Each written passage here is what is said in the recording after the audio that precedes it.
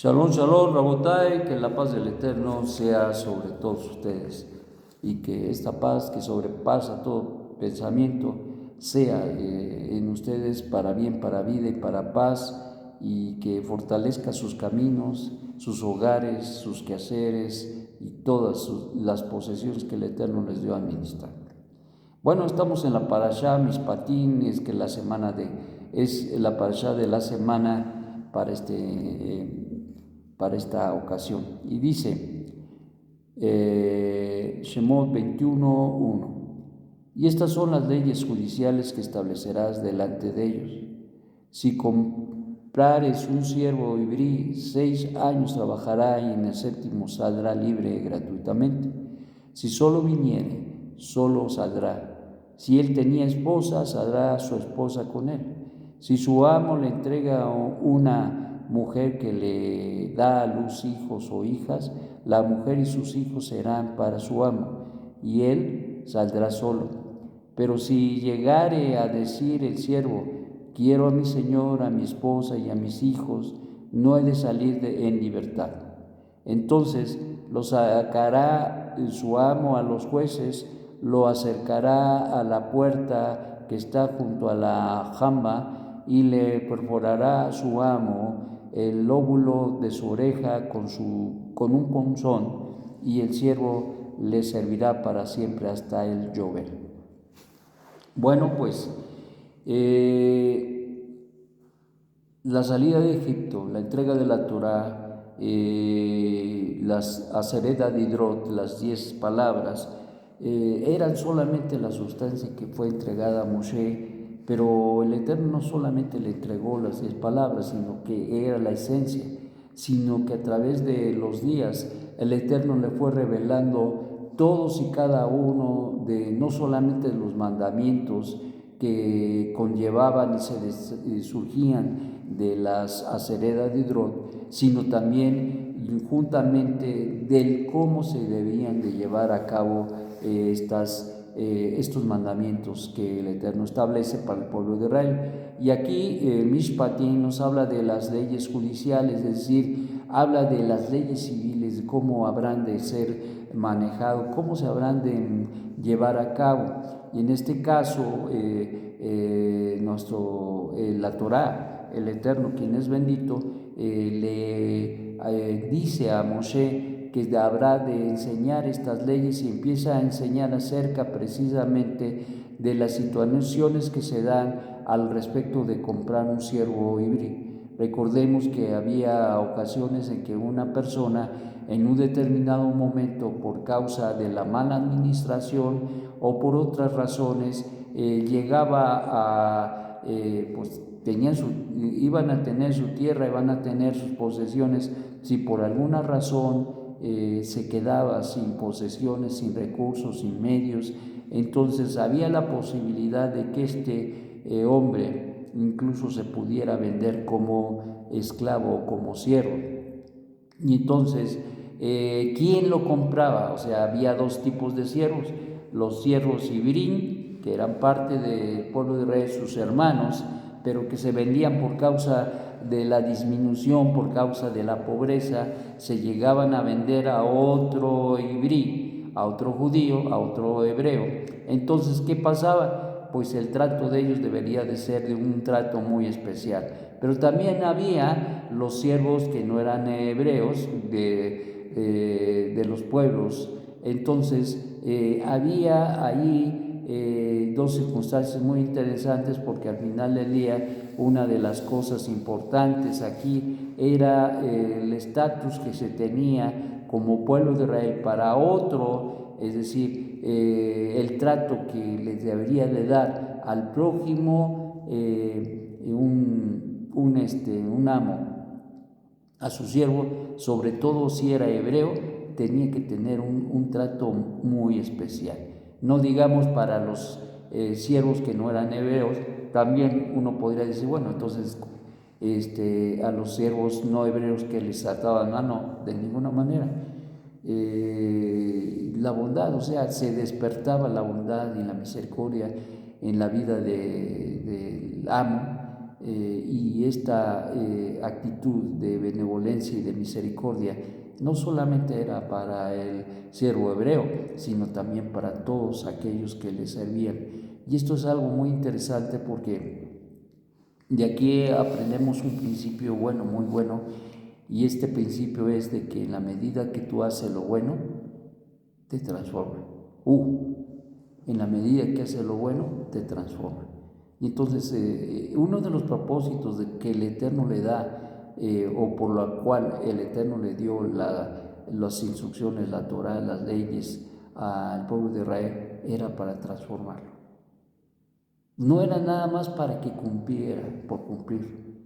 Y de eso precisamente hablaba mucho nuestro Santo Maestro a los diferentes grupos, porque ellos solamente querían cumplir con la letra. Por ejemplo, el ir y dar el recurso a los pobres, o ir y a entregar el macer, y que muchos hacían tocar las trompetas para cuando echaban su macer, que se escuchara. Y realmente ellos no lo hacían realmente por la obediencia al Eterno, sino lo hacían por vanagloria, lo hacían por jactancia, lo hacían por orgullo.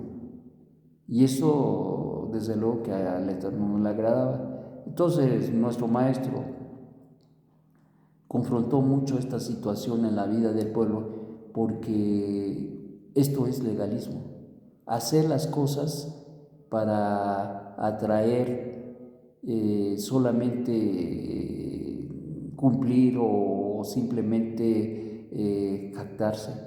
Eso no es la razón y el propósito de los mandamientos del Eterno, sino que al dar el hombre, sea el macer, sea la sedaca, sea la terumá, lo que sea que da, el hombre se va transformando por dentro cuando hay la razón pura en su corazón, es decir, cumplir con el mandamiento.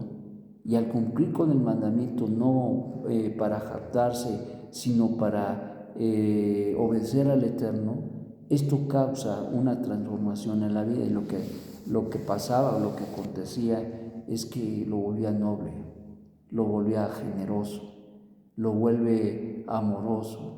¿Por qué? Porque se despierta el cariño para la gente que lo necesita. Y eso es algo que muchos necesitan, aprender a dar con desinterés, aprender a dar, no buscando un interés secundario, terciario, sino realmente dar y dar con cariño, con amor al prójimo. Y esto no solamente es cumplir con el mandamiento del Eterno, sino en el fondo es la transformación del corazón del hombre, porque cuando el hombre lo hace con cariño, viene transformando su mente, su corazón, y ahora, si lo hacía solamente por cumplir y obedecer al Eterno, lo que va a hacer esto y que cada vez de que extiende su mano va a transformar. Y esto es algo que no debemos olvidar. Recuerda que cada mandamiento, no solamente las cuestiones del recurso, sino en mandamientos, por ejemplo, de santificar el Shabbat, que tiene que ver con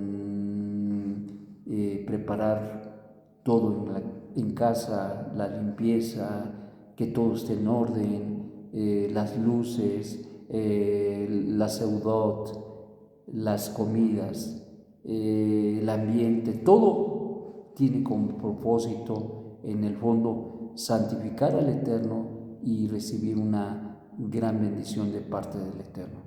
Sobre todo, estar conscientes de que a quienes servimos y estar conscientes de la santidad del Eterno, esto nos introduce, es decir, el Shabbat nos introduce a la santidad del Eterno.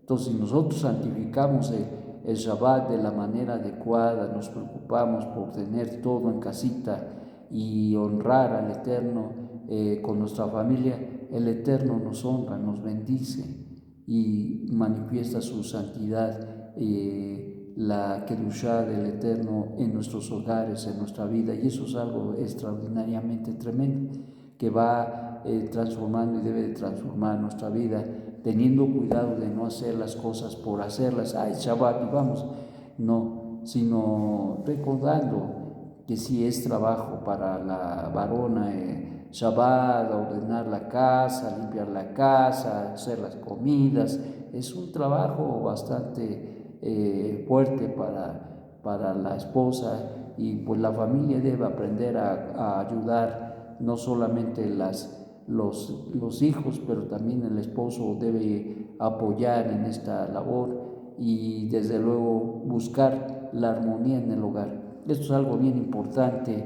para poder experimentar la santidad. Entonces, esos eran los mandamientos, y en este caso, aquí el Eterno entrega las leyes judiciales que serán establecidas para el pueblo de Israel en cuanto a cómo tratará un hombre a un siervo hebreo, y las condiciones en que se le recibe y cómo se debe tratar en el caso de que entre con mujer y en el caso de que su amo le dé una mujer. Y entonces todas estas cosas tienen que ver. Si entra con mujer, pues sale con mujer, pues su mujer entró. Pero si entra y el amo le daba a la mujer y tiene hijos, bueno, pues saldrá sin hijos y sin esposa, porque pues era del amo. Entonces,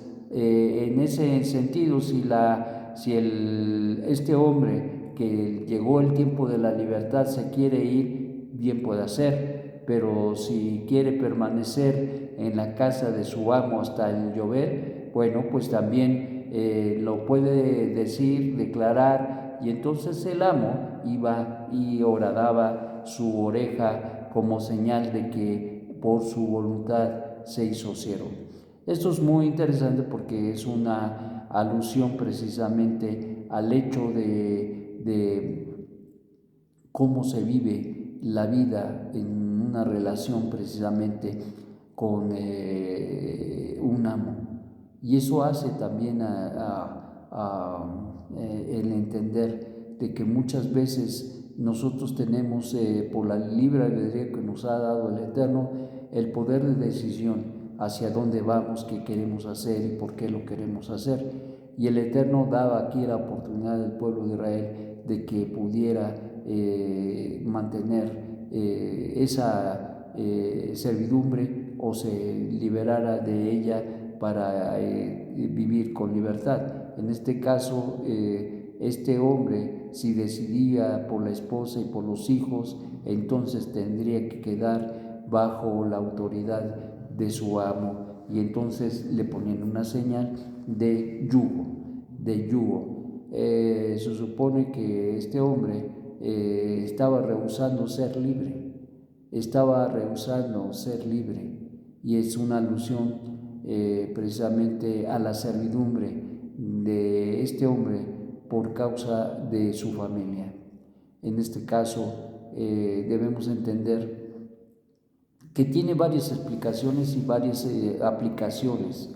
Y en el caso, por ejemplo, de un hombre que ha conocido al Eterno, el Eterno nos ha dado la libertad, y la libertad es para que nosotros le sirvamos. Y entonces, en base a eso, cuando un hombre decide el yugo, entonces se acoge a otro yugo que no es el Eterno, entonces eso de alguna manera dilata o pervierte la libertad para el servicio del Eterno. Por lo tanto, mis amados hermanos, las leyes que el Eterno les da o nos da son para transformar nuestra vida. Y en el caso de las leyes, hay ciertas opciones que el Eterno le da, porque Él no quiere que nosotros decidamos en el uno. No solamente nos da uno, sino siempre nos da alternativas para que nosotros decidamos, y en la calidad del servicio y el servicio que nosotros le podamos servir, nosotros lo debemos decidir, y esto es algo bien importante. Pero algo que aprendemos de acá es que un hombre, un siervo, no puede servir verdaderamente al Eterno. Tiene que estar libre de servidumbre para poder servir al Eterno. Y esto es la gran lucha de todos, porque la gran mayoría quiere mantener esa esclavitud con el mundo, pero no la libertad que el Eterno da para servirle a Él. Que tenga su magnífico día. Shalom, shalom.